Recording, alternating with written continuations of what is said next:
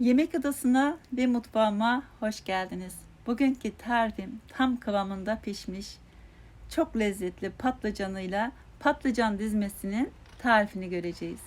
Öncelikle 1,5 litre suyun içine 1 tatlı kaşığı tuz ekleyerek tuzlu su hazırladım ve hazırlamış olduğum tuzlu suyun içine 1 kilogram patlıcanı gösterdiğim şekilde doğradım, hazırladım. Bu tuzlu suyun içinde bekleteceğim patlıcanlar acısını bırakması için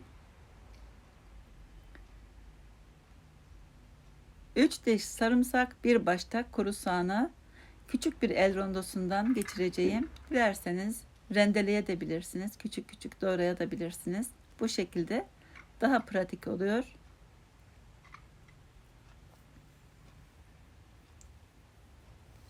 Evet, soğanı hazırladım.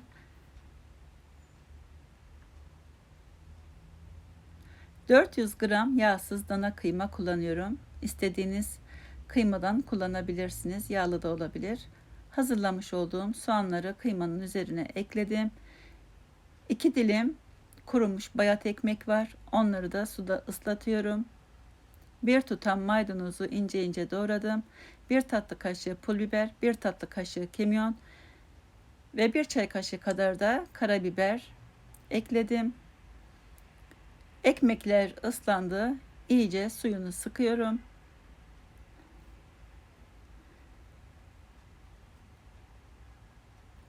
Güzelce yoğuruyorum.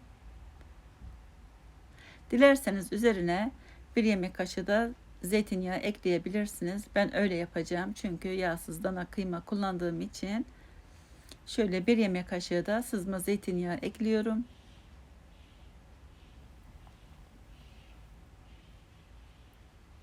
Güzelce karıştıralım.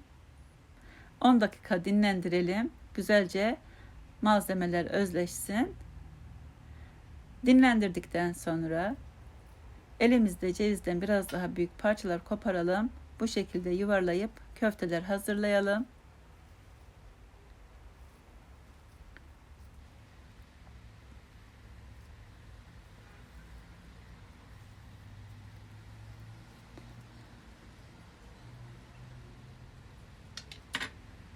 Bu arada patlıcanlar acı suyunu bıraktı. Güzelce süzdüm, musluğun önünde güzelce bir yıkadım tekrar patlıcanları. Yuvarlak bir tepsi kullanıyorum. Tepsinin altını yağlamadım. Gerek yok. Gösterdiğim şekilde bir patlıcan, bir köfte olacak şekilde yerleştiriyorum. Dilerseniz bu patlıcanları önceden kızartabilirsiniz. Annem o şekilde yapardı. Yağda kızartıp sonra bu şekilde dizerdi. Bu yemeğin ismi patlıcan dizmesidir. Ben bu şekilde yapıyorum. Daha sağlıklı oluyor. Daha hafif oluyor. Ama o şekilde de çok lezzetli olur. Öncesinde kızartırsanız yağda.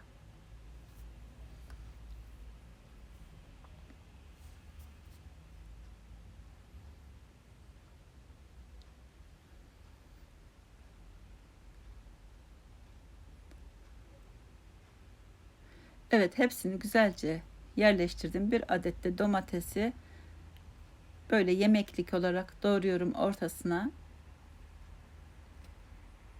Dilerseniz sarımsak da ekleyebilirsiniz bütün bütün. Kabuklarını çıkarıp güzel olur. 2-3 tane de manken biber yerleştiriyorum. Fırınımı da şu anda çalıştırmışım. 200 derecede ısınıyor.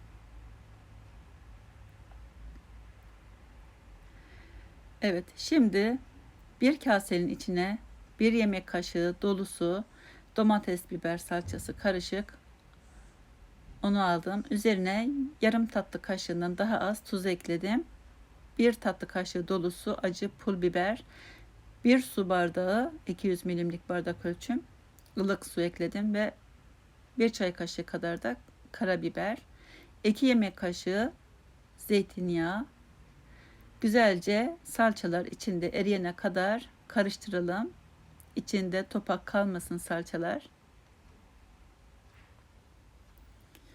Evet, salça güzelce eridi. Şimdi bu hazırlamış olduğumuz sosu güzelce her tarafına yayalım. Bütün patlıcanların üzerine gelecek şekilde öncesinde güzelce kontrollü bir şekilde üzerinden gezdirelim. Daha sonra sosu böyle gelişigüzel dökebilirsiniz artık.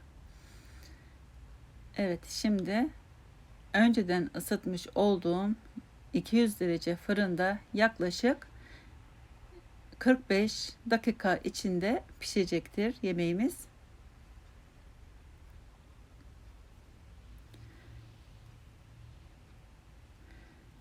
Evet, yemeğimizi fırınımıza sürüyoruz.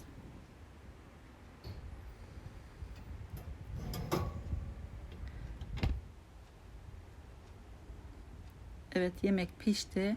Yemek pişerken ben de lavaş ekmeği hazırladım. Bu yemeğin yanında çok yakışıyor. Her zaman o şekilde yapıyorum. Hazır almıyorum lavaşı da. İçinde çünkü çok katkı maddeleri oluyor. Güzel olmuyor. Koruyucu maddeler oluyor. Pratik bir şekilde hemen yemek hazır olana kadar lavaş ekmeği hazırladım. Lavaş ekmeğinin de tarifini bir önceki videomda paylaştım. Oradan bakabilirsiniz. Bakınız, lokum gibi yumuşacık pamuk gibi olmuş patlıcanları o kadar lezzetli ki mutlaka denemenizi öneririm. Yanına da bol köpüklü bir ayranla servis yapabilirsiniz. Lavaş da harika oldu. Çabucak, pratik bir şekilde 3 su bardağı un, 1 su bardağı ılık su, 1 çay kaşığı kadar da tuz, 1 yemek kaşığı da zeytinyağı ile bir hamur yoğurdum. 20 dakika dinlendirdim. Sonra lavaş hazırladım. Tarifine dediğim gibi bakabilirsiniz. Az malzemeyle yaptım, 5 adet.